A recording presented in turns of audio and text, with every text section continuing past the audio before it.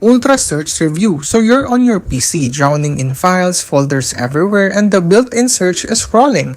What if you could search in a milliseconds instead of waiting minutes? Meet the UltraSearch. Today we're diving into whether this tool really delivers. So UltraSearch is a Windows-only file search tool built by Jam Software GmbH that doesn't rely on Windows indexing. Instead, it searches the master file table of your NTFS drives directly. That means you get results now, not later.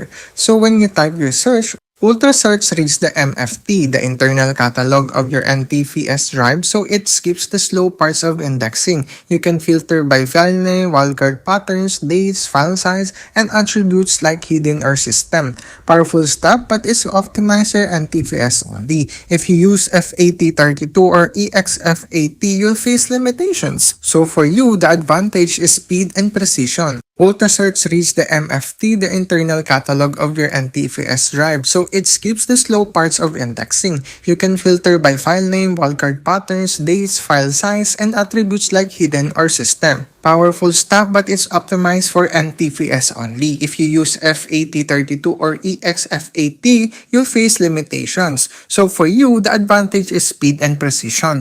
UltraSearch gives you instant results even on a huge drives. Reddit users report it finding files in under a second, whereas Windows takes minutes. Also, minimal resource usage because no bulky indexing service is running in the background.